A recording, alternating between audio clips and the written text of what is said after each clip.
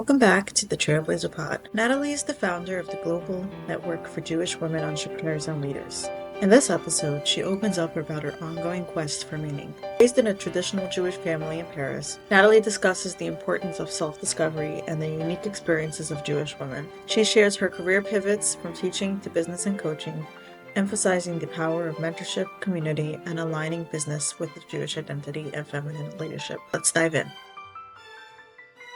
Hi, Nathalie. Welcome to the TrailBLAZER Pod. How are you today? Hi, Faye. I'm doing great. Thank you for having me. Thank you for joining me. So, I have a lot that I want to ask you, but I want to start from the very beginning because I'm always interested where people come from and what their story is because I think it lays a really nice foundation to who they are today. So, let's start from the very beginning. You grew up in France? I grew up in France, grew up in Amazing. Paris. Wow. Yeah, I don't know many people who grew up in Paris. How has Judaism played a role growing up in Paris? I was raised in a Jewish family that was traditional. We lived in a bubble, I would say. I went to Jewish Yeah. school. We went to synagogue. So we were in Paris, but really we were, in our bubble community. And before I discovered what it meant to be Jewish in other countries, I thought that this was the way that every Jew in the world lived. But yeah, it's not the case. Yeah, I had a similar experience. I thought everyone was raised the same way as me. It's very cool to figure out that there's so many different types of Jewish people, right? Right, and I think we all do as kids, right? We think that what we go through is the same as everyone else, but then, yeah, it's up to us to go Absolutely. discover other ways. Yeah. Sure. So when did you move to the US? I was 17 right after high school. All my friends, I was, like I said, in a Jewish school. It was a very Mm-hmm. Zionist school, and all my friends went to Israel, and I was the only one who went to New York. And Wow. I went through, yeah, decided that I needed to know more about my religion and my faith and my everything. I had a lot of questions. At the time, I thought that it was because I was a teenager, but Mm-hmm. I'm still with a lot of questions, so I don't think it's It never ends. it never ends, right? Yeah. I thought I was in an existential crisis, but I've been all my life in an existential crisis. Wow. And yeah, it was a decision that I made to go to seminary. And the seminary Wow. that I found was in New York, in Western Heights in Manhattan. And yeah, I just left at 17 and a half to be more precise. Never been to the US, spoke English like you spoke English in school, so not well. Yeah. And just landed in Manhattan. That was, yeah, that's how Wow. it happened. Such a brave thing for a 17-year-old. Well, I think that there are some things you do when you're young that you don't realize how scary they Definitely. are. I think that I was just so passionate and so Yeah. motivated and so focused on my goal that I think you would have told me to go to the moon. I would have said, okay, I'm going to the moon. Like I love it was that. just it's just so obvious to me that there was something that I needed to learn and that I really, really wanted to get closer to my faith, but not only from a practicing point of view, but also learning. And the seminary I went to was a seminary, if people know Rav Shimshon Raphael Hirsch, which is Yeah, of course. a big rabbi in Germany who had a very specific approach, which was a smart approach, especially for women, that really taught really like a very interesting content. And I was just passionate by those discoveries. So for me, I loved New York. I really did. I felt at home right away. It was really funny to see that, but it Wow. was really the seminary that I wanted to go to. So cool. We're going to get into a little bit up more about the Judaism in a second, but you eventually did move to Israel and make Aliyah. Yes. So you move around quite a bit. How do you think moving around to different countries, different cultures, different Jewish people has shaped you?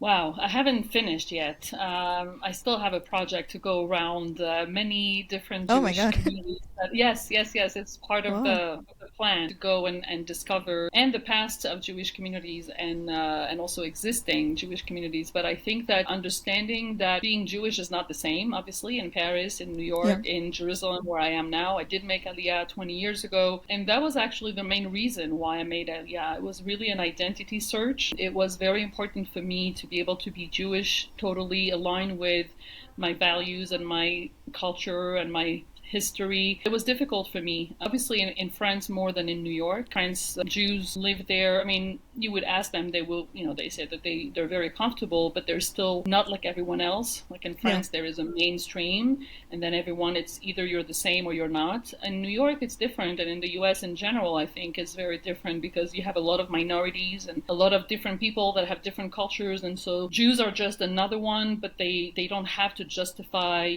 not being mainstream. And also the numbers also, there are more Jews in the US than there are in France. So I think Yeah. that for me, seeing those different ways of being Jewish has shown me that we are an amazing people.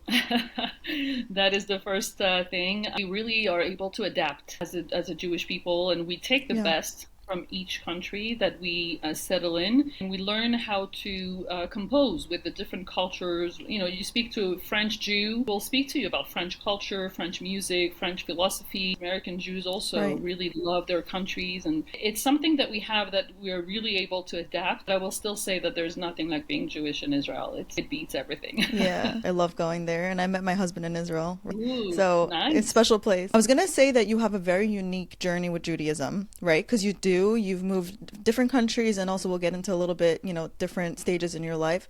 But on the other hand, I think all of us, whether we know it or not, go through different stages of connecting to Judaism. But as you mentioned, you grew up in a more traditional home, right? And then eventually you became part of the ultra Orthodox community, and then you left the ultra Orthodox community, right? So I want to ask you about that because I respect it a lot to be able to realize that you're at a different stage and you want something different and go explore. So Yes.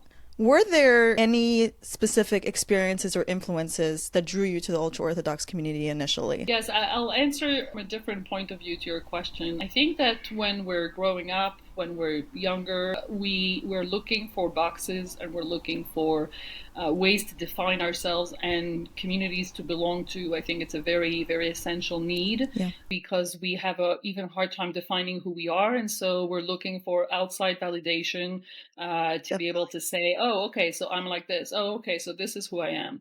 Right. And then when we grow older, we kind of get to know ourselves better and we have a better understanding of who we are. And I think that the transversal theme for me has always been searching for meaning. And that's why I said existential. And I think that meaning is a very, very big theme for me in terms of understanding why we're here, understanding what we have to do here, and what is our role, and what is the meaning of all this. And religion comes in, and I say religion on purpose because there are different parts to being Right. Jewish. There is religion, there is identity, there is culture, there are different aspects. But at first, I was drawn to religion because my family was religious, traditional religious, not ultra Orthodox religious, but that's what I Right. saw from Judaism. And I felt like I wanted to understand more. Why do we have those laws? Why do I keep Shabbat? Why do I have to eat kosher? Why do I have to wear a skirt? So my first question was really on the top of the iceberg, right? To understand why I was Yeah. doing all of this. And I learned a lot. I really, really learned a lot. And I felt really good in that world because it's very validating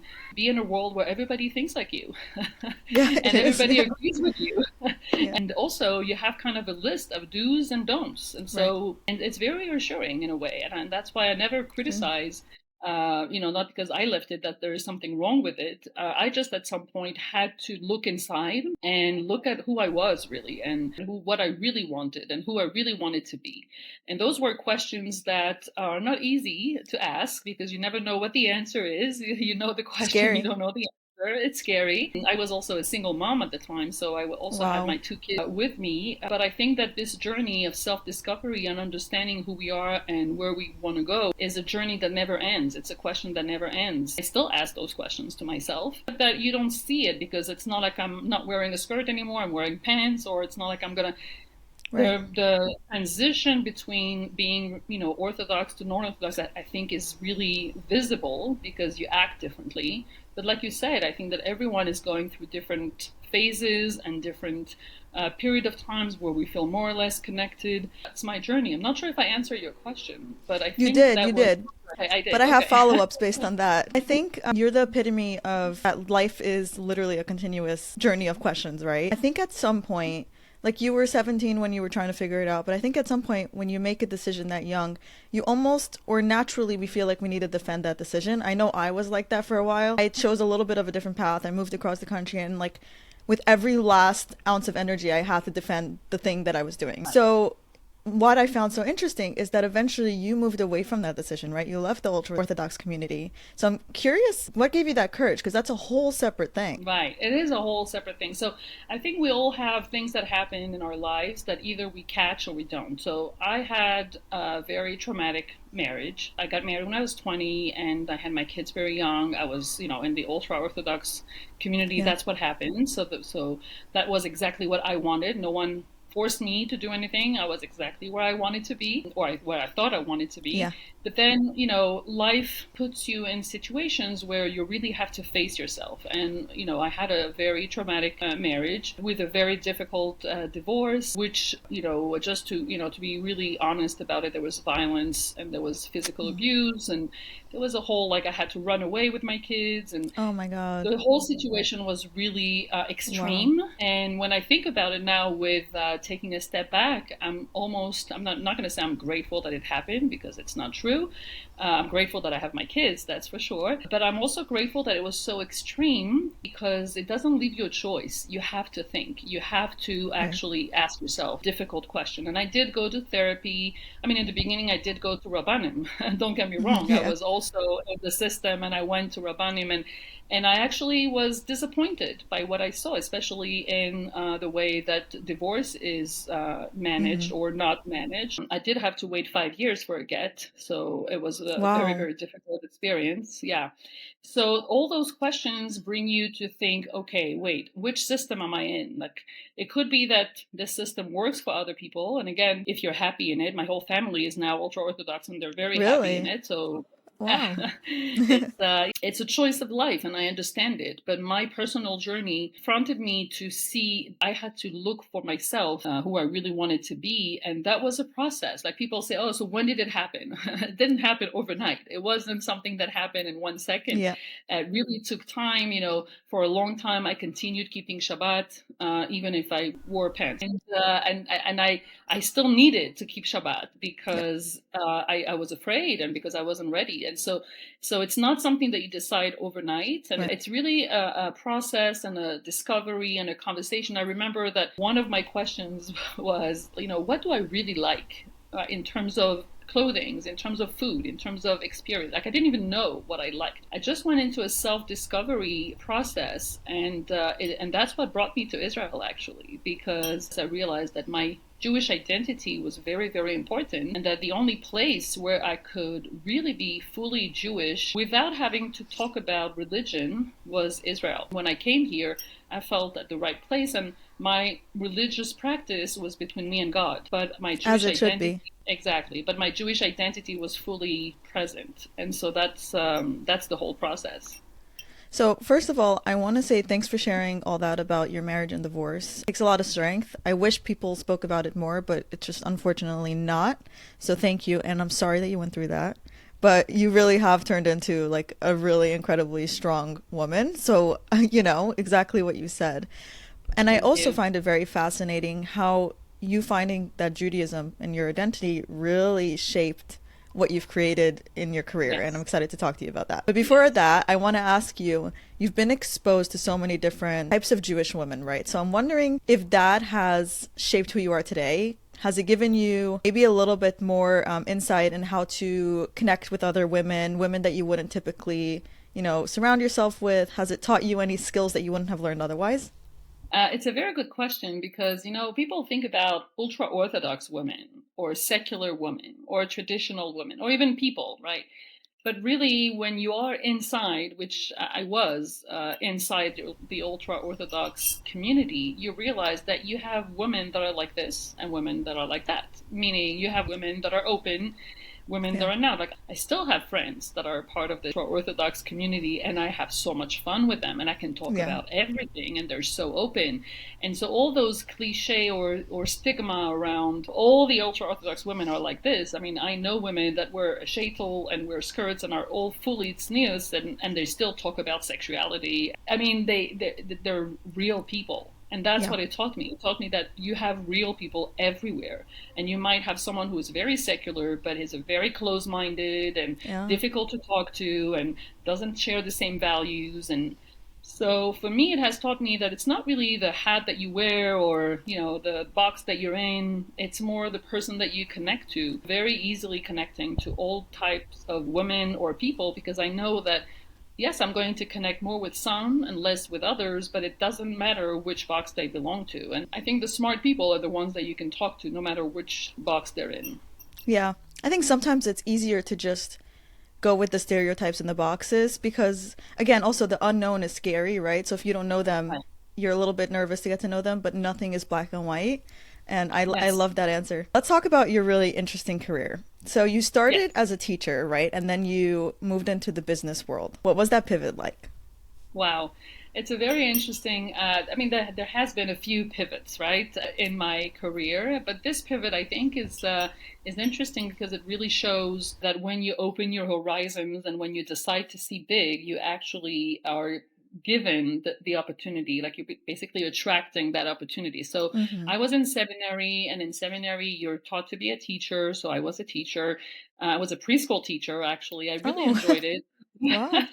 Yeah, I was a preschool teacher. I really enjoyed it because there's a lot of creativity. You're very free. Mm-hmm. I really enjoyed the creativity. And I was at the time, after my time in the US, I went back for a while in France and then I came to Israel. So at the time I was in France, taught when I was in America. And then when I came to France, I continued teaching and I was in my transition. And so I realized that teaching was not going to bring me the level of salary that I needed, especially since I was a single mom, Right. supporting myself, my two kids. So I started looking around. I was speaking English. I knew, how to teach. And so I started looking into professional training. And that brought me to training schools that train people in companies, in corporate, to speak Really? English. Except that apparently I was really good at it because my boss asked me to start not only teaching the trainings, but also selling the trainings. And so I Wow. started Okay. making more money in sales than in training. And then everything, the rest is history because once you start with sales, then you go into marketing and business development and strategy. And then I discovered also the corporate world through that. And then that's what led me to be able to get a corporate job when I came to Israel. So our Wow. ways, when people say I don't know how to, shift my career, sometimes it happens organically. This was a very organic pivot, yes. Yeah, it's definitely not one that somebody would write down and say this is how to Right. do it, but it's what makes it so Exactly. interesting. Did Exactly. you always have a passion for business, or it's something that you learned while the opportunity was coming your way? I don't think I knew what business was. I didn't know what I didn't know. Part of business that I loved right away was the relationship, the human connection, right? So that's why I guess I was good at sales. I did not even know that I was good at sales, but I was just able to sell because Yeah. I understood the person and I knew what he needed. And that's what it is. That's how you're good at sales. What I have, and everyone has those unique brilliance that we're born with. And fortunately, it takes time to discover them, but I'm Yeah. old enough to know that my unique brilliance is in strategy. I have a strategic mind. I know how to see Amazing. strategy, but even for personal projects, even for my friends, doesn't have to be business. So once you put together the human connection and the strategy, then business is a consequence. I don't know if I would have picked, Got that it. career and say, oh, I want to be in business, but it happened very organically. And me being able to behave in the corporate world, I realized after that it was just for a short period because I wanted to learn. Basically, my corporate experience helped me learn, but I knew that I wanted to be independent. Yes, that is something that Wow. I knew. I always knew that I wanted to be independent and work on my own. But the word business was not something that I knew that I wanted to do. I actually really like that answer because I think sometimes when you ask people, they give you a very like straight answer of this is business and this is what I liked about it, and it's just so not the reality for a lot of people. So I love that. But I also, you know what I find interesting about you? You seem to like just be so curious and like step your foot into whatever piques your interest, and that's how you learn. And at the end of Yeah. the day, all of them almost overlap. Like all the Right. skills can be used. I love that. It's so interesting. Yes. So Yes. eventually, Yes. you started the Born to Do business. It was in Yes. 2012, right? Yes. What is that for our listeners? Can you share? Yes. Sure. When I came to Israel, I was a single mom. My kids were 8 and 10. I knew I wanted to start my own thing, not knowing exactly what, because Hmm. I'm a very independent person. But I also knew that I needed a fixed salary. So Right. for 8 years, when I came to Israel, I worked in corporate, and like I said, I was learning. It was something that I Hmm. took from different my bosses, from the structure, from the processes. It was really a big learning experience. And then in 2012, I was lucky enough to be in a company that was going bankrupt. Never The heard reason why somebody say that. yeah. The reason why I say that is because, you get a bonus package. Like, it wasn't me Got being it. fired. It was like an opportunity. It was like a transition that I was like, oh, Wow. great. Like now I can, slide into something else. And my kids, actually, my youngest was already in 12th grade. So started to see like the end of the tunnel in terms Yeah. of school. And that's when I decided to go for executive MBA here at the Wow. University of Jerusalem. It was in Hebrew. I have to say it because it was a very Oh big my challenge to do goodness. it in Hebrew. That was when I said, okay, I need an MBA. I need to.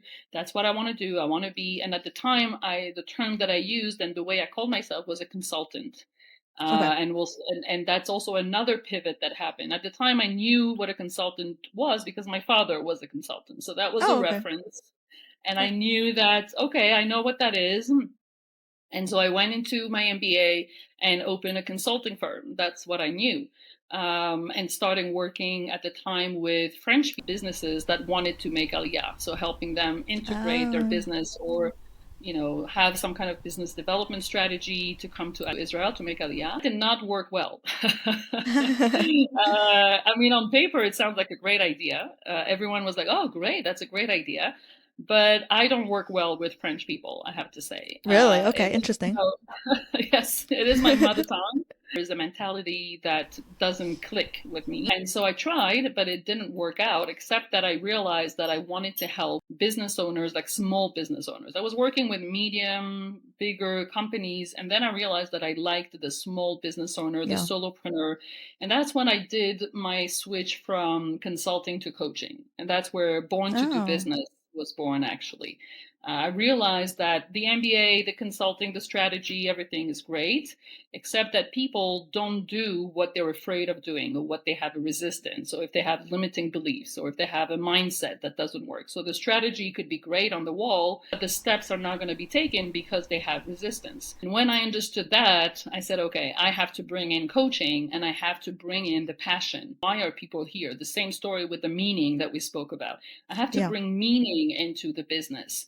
And that's how the Born to Do Business was born, because I realized that people are going to actually be good at what they do only if they love what they do. And so when you do something for a long time and you're not successful, it could be you don't have the right strategy, it could be you don't have the right budget, it could be a lot of reasons, but a lot of times it's also because you're not aligned with what you're doing and it's not really your born to do and it's not really your passion, and so you're almost self-sabotaging. And that approach helped me connect my personal development and my belief in need to bring life with meaning with the Yeah. business, because we also need to make a living and make money. And so this combination was really my specialty into the Born to Do Business. Sounds like it's really peeling back the layers of the person and getting to like the root. Yes, Very interesting. On the exactly. Yes. website, it says sometimes you need the help of an expert. And it like triggered something in me because I think as a woman, sometimes we feel like we need to do everything on our own to prove that we can, almost like to overcompensate. And I think it's important to learn and to know that we are allowed to ask for help. So I want to ask you, why is it important to normalize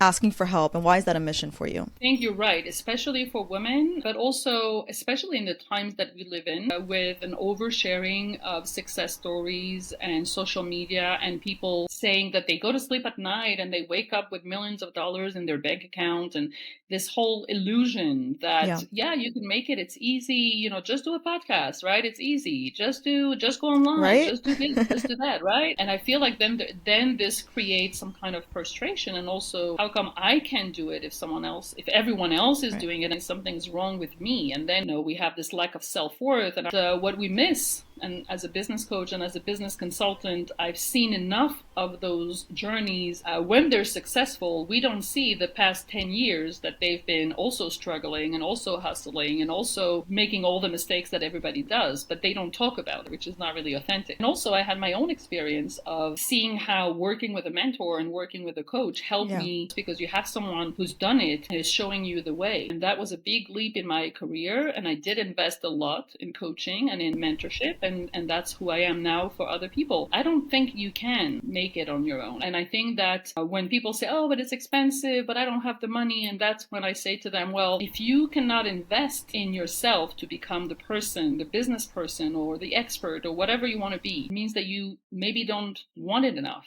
That's where, for me, the test is really clear. No one can open a business without investment. Today, you have this online business where you can, with a computer, you can make money, but you still need to have that initial investment to learn about the business. I think that it's very, very important to demystify, to not think that we can do it on our own. I think maybe they're not really passionate about the thing they think they are, or they don't believe in themselves enough and they kind of self-sabotage by not starting. And there is this aspect of the learning, which people find a lot of free training and a free online courses, which is great. The more learning, the better. But the coaching, I find, is the thing that's going to make the difference, because it is the thing that is going to help you really go out of your comfort zone and identify your fears and really go where your growth and your success is, which is not necessarily somewhere you want to go on your own because you're afraid. Right. And using coaching in my business for my clients has changed totally the results, they were getting. You've always kind of combined Judaism and entrepreneurship.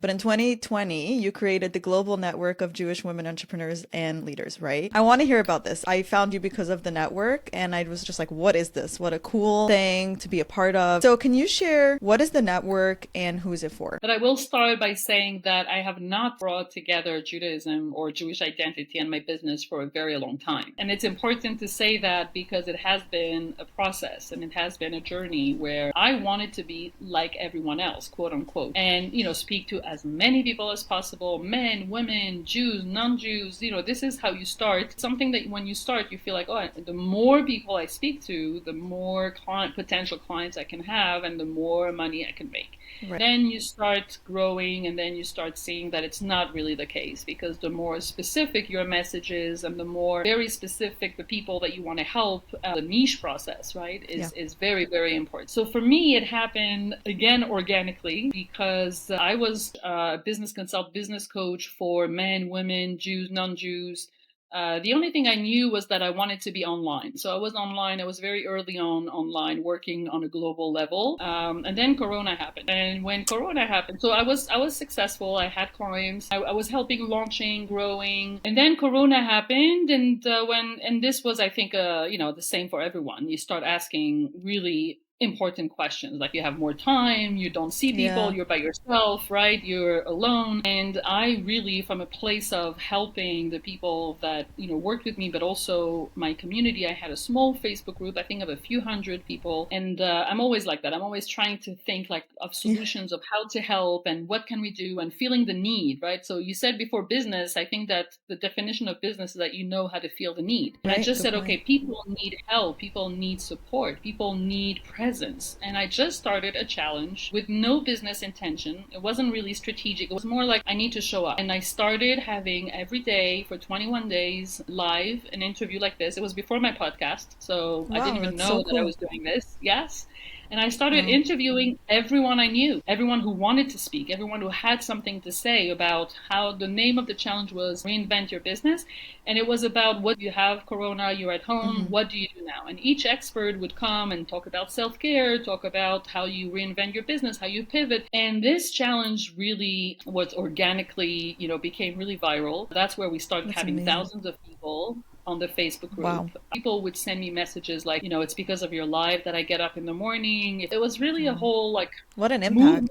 Yeah, it was really a huge impact. I have to say that we were, I think, 80 to 90% women, maybe also 80% Jewish. I wasn't sure that I was ready to make the Right. jump, say I'm only working with Jewish women. Okay, it was before October 7th. It wasn't like now where people say, we Yeah. have to stand together. I had a Zoom, called this a Zoom party at the end of the 21 days, and it was a lot of fun because I said to everyone to come dressed with cocktail dresses and to take out the Wow. wine and to I asked them to wear shoes, and I checked. Everyone showed their shoes. The camera. Wearing shoes is how you feel Yeah. the difference, and makeup, and I had balloons, and we really had a party. And I That's said, "Great, that's amazing. it. We're done with the 21-day challenge. Goodbye, everyone." And everyone was like, "No, Where are you no, we're going? not saying goodbye. We're not. We want to continue. This is an amazing community," and that's how it started. So at the Wow. time, I remember we did monthly Zooms.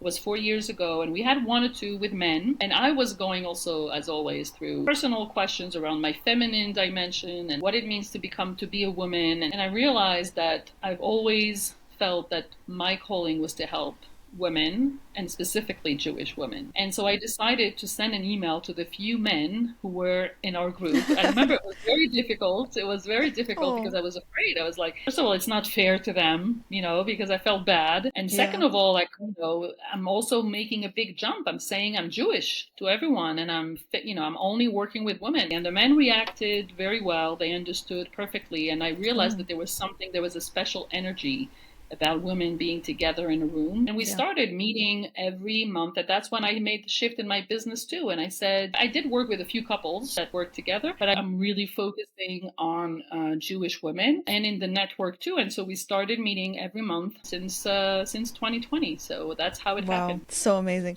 Now, I have to tell you, I'm a little bit of a perfectionist. So I used to get really nervous when I got something wrong. But this podcast taught me that every time I get a fact wrong, I learn something about the guest. So Right. I'm so happy I said something that was incorrect because you shared such an Right. incredible journey of where it started. So thank you. Right. So the network, you have global meetups. And I was lucky enough to attend a meetup, which was incredible. I met such inspiring women who I connected with after. But also one of the things that really stood out to me was one woman said, "Wow, I feel so amazing that I was able to talk about my Jewishness because I don't get to do it anywhere else." But can you share, for those who have not heard about the network and the global meetups, what are they like and what's the purpose of them? One of the things that I would say is that we continued with those meetups very organically, and me as a business coach thought about monetizing them a few times, of course. But my intuition was like, no money Wow. here. Like there was something about the energy. There was something I wanted to really build it, and then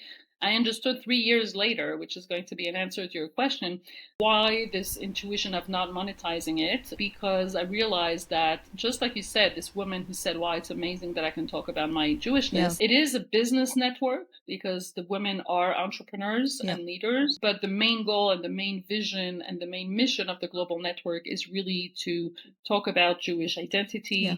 To talk about Jewish leadership and to align those dimensions for women, especially women who feel like they're not aligned with their identity and they don't know how to be Jewish. So when I realized that this was the mission of the global network and this was what was happening every month, every time we would Yeah. meet, I decided to turn this into a nonprofit. I realized that it was much Wow. bigger than myself. It wasn't just Yeah. my business. It was something that a lot of people had to carry, and that was really something for the Jewish people. I really believe that whatever paradigm shift we need to go through in the Jewish people is going to come through women. And so for me to bring those women, especially entrepreneurs, because they already are taking a responsibility, they're already being proactive, they're making a change. So when we decided to make this as a nonprofit, everything aligned, because it was, yes, about the global meetups where we meet and we speak about our business. We want to be successful. We want to network. But we also have local chapters where women meet different part of the world and they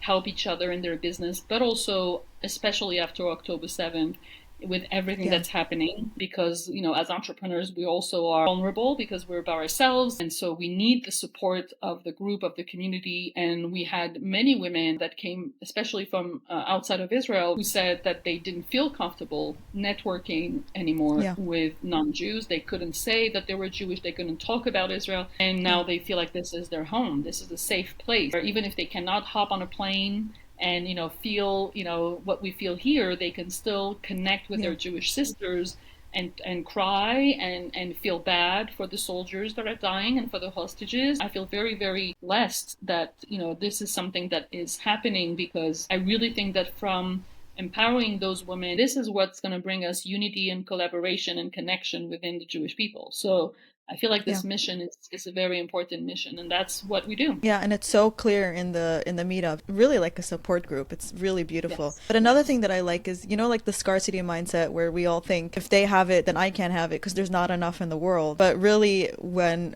talking to these women, or it's really you're really making us believe and live in a way where actually if we help each other and support each other, there's just so much more to give and take. So I really felt that when I was there. So I want to talk to you a little bit about the connection between Jewish women and entrepreneurship. How does being a Jewish woman differ from being a non-Jewish woman in entrepreneurship? That's a very good question, and it's actually related to what you just said before. The reason why I believe a lot in collaboration and not competition, for example, or Yeah. in soft power and not strong authority, is because this is all part of feminine leadership. Mm-hmm. And the feminine leadership is not necessarily only for women. Feminine leadership is something that can also be practiced or, conveyed by men. And there's something amazing in parallel between feminine leadership and Jewish identity. There is something about the way our people throughout the years, throughout the centuries, going back to what we said in the beginning, we had to find ways to collaborate. We had to find ways to look for the soft power. We had to be the people that find the opportunity, but are not going to go against, fight in a conflict, but more find ways to connect and collaborate. And actually, those Jewish values or Jewish culture very much connected to women, because we also have been like that for thousands of years, where we haven't been always like we are in the last maybe 100 years, not working, being responsible for bringing life into the world, being always behind the scene, being always the one that has power, but soft power again. So there is some kind of connection between the Jewish people and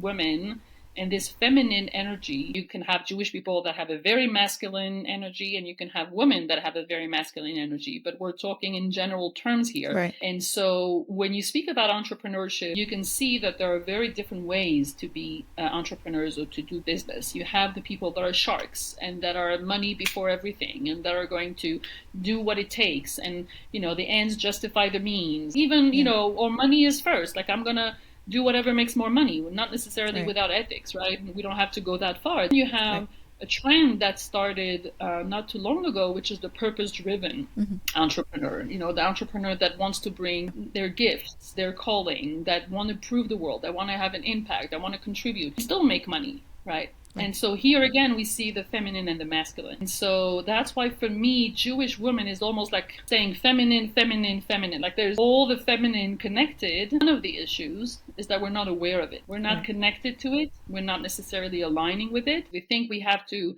be more aggressive or be more my masculine energy. And believe me, I had to work on my feminine energy. I was very much into my masculine. Yes, I can see that you understand what I'm talking about. Definitely. And so it's not necessarily something easy, but that's why you ask, like, what is the way that a Jewish woman is being an entrepreneur? It's aligning with all her dimension, aligning with her Jewish identity, with her feminine dimension, and with her way of doing business. The more aligned we are, the more we shine, and the more we attract, and the more we're successful. And I've seen on myself and on others how success, now you have to define success, of course, but even financial success comes from that alignment and that just, way of being yourself in a very beautiful way. So well said. There's a graphic that I'm going to put in that you posted on LinkedIn and you shared it at the meeting. It's how business leadership, feminine leadership, and Jewish leadership, and then how Jewish feminine leadership is really like the center of it and encompasses all of that. So I'm going to put it in because I think it's a really good graphic. Exactly. We want really the women to be at the center of those three dimensions, because this is who they are. Yeah.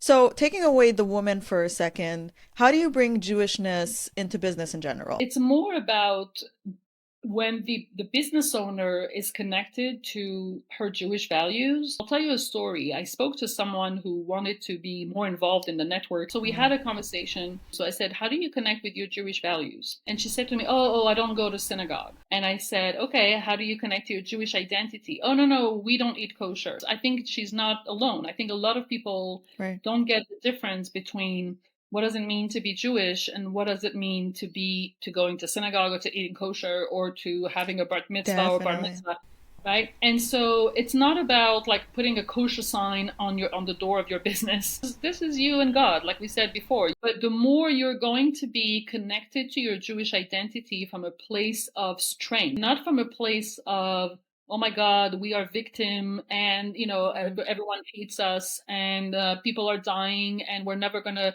this scarcity mindset, exactly what you said before, the scarcity mindset of this. I mean, I understand we've had thousands of years of, a collective unconscious of victimhood and people wanting to, kill us. So it makes sense that we feel that way.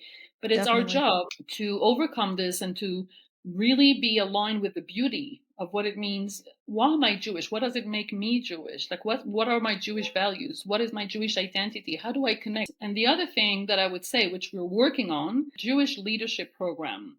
And this Jewish leadership program is going to ask exactly the question that you asked. And we're going amazing. to yes, exactly. And we're going to bring experts.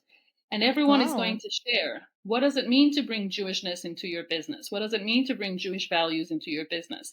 And at the end of the program, we want the participant to actually have one Jewish value project to have an impact on the Jewish people as entrepreneurs. So finding one way to bring this Jewish dimension into your business so that you, on your own level as a business owner, can contribute to the Jewish people. I love how you're always thinking of like the next thing and how to make the experience even better and connect us even more. It's really incredible. Thank you. Another thing that I respect about you is your transparency. You've shared a lot on this podcast, but you recently put a post up on LinkedIn, and I'm going to quote you. If I'm being honest, I've been hiding from social media in the past few weeks. There's so much going on and happening in Israel and in the news that I feel that I barely have enough time to catch my breath. And the next second, I'm drowning underwater again and again. So yes, I've been hiding. Wow. Can you share a little bit about this? Why was it important for you to be honest with your entire LinkedIn network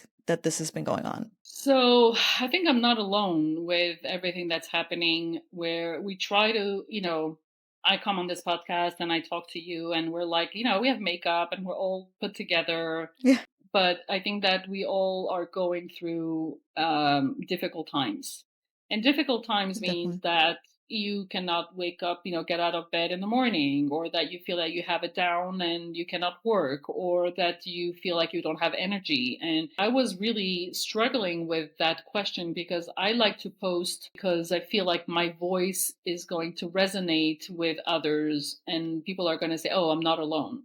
Right. That's how I like to post. That's how I like to share. But I was struggling for a few days, I think maybe a few weeks even, finding what to post. And I even think, if I'm being very honest, I had to post to promote the global meetup that was happening. And then I was like, I don't feel like posting. I don't feel like posting. I don't know what to write. I don't know. I don't feel like it. I don't feel like being seen. I just want to go under the cover. And then I realized, well, if I'm feeling like that, then I'm probably not alone. A lot of people are feeling like that. And I just said, I'm just going to say it. Just going to say it. I don't feel like posting. It was very liberating for me to say that because I didn't want to be fake and say, hey, great, come to the global meetup, amazing. That what's happening is it's very sad. Going through a trauma as a country, as a people, and as leaders. This is what I always say when we speak about leadership. If we have to show the way, then I don't want to show it like, yeah, everything's fine. Yeah, I'm good. I want to show it in the way that's going to resonate with other people. And I'm going to be in the trenches. I'm going to be with people who are sad. I'm not going to be like this superwoman who can overcome everything. So yeah, I think it was very liberating for me. I don't even know how many people saw the post, or I don't even know what the reach is because it wasn't the goal. It was just like, this is what we're feeling. And by the way, it is also the best quote unquote promotion for the global meetup, because if you're feeling like that, then come and join us. We'll be Yeah. together like that. We'll go under the cover together. That's Yeah. basically the message. I think like the second you show people that you're human, you open the door to connect with so many more people. It's not just with October 7th. I mean, I have days where it's like I'm just not feeling it and nothing happened and I beat myself up about it. But when you read a post of somebody else who you admire and you respect and you're like, oh wait, you're also dealing with these things, it really makes you feel like you're not alone, and none of us want to ever feel alone. So I think it's the most powerful thing you can ever do. So thank you for sharing that. Thank you. Thank you for talking about it. Of course. I end off the podcast by asking everyone this question. What does being a trailblazer mean to you? Right. So you said that to me and I was like, oh my God, I need to go check. I love it. I love that honesty though. Because so great. I have to say that English is not my first language. I'm very comfortable in English, but here and there, words that I have no idea. It's interesting because I did go see it. It says it's a person who is the first to do something, and it's someone that can overcome different challenges and isn't afraid to do it. So then I was like, oh, interesting word. And then it brought me to a question that I want to ask you is, why did you call your podcast like that? Oh man, no one's ever thrown it back at me because, okay, I'll be honest. So the way I grew up, there's a Yiddish phrase for people who took a little bit of a different path, and it's off the derech. Derech means path. Off the derech, of course. Yeah. And I always had a really strong aversion to that phrase because even in the religious community, everyone is still going on their own path and paving their own. And who are we to all be on the same path? Like, it would be a really crowded path and not fun. So when I was thinking of this podcast, the reason I created it is because I didn't really have any mentors. When I was like 16, 17, and I was like trying to figure out my life and what does Judaism mean to me, I was very separate from it because I didn't really have people to look up to. Around 2 years ago, I had this idea because I'm like, I want to just share the stories of these women who are just incredible. It doesn't mean that they invented something, technology or anything, but they're just doing something that is bold. And so I called it trailblazing because it's really just blazing the derech for themselves. Wow. So thank you for asking. Yeah, that's the definition that I was interested in because it doesn't resonate for me as a word, but the definition really resonates. And now that you even, brought the meaning for you, then it makes a lot of sense. So I'm happy that I didn't know what it means because we were able to have this this conversation. Definitely. Also, you're definitely the definition of a trailblazer. You're doing really incredible things, and you're bringing so many people with you, which is so beautiful. It's such a pleasure. Yes. Thank you so much for joining me. Thank you.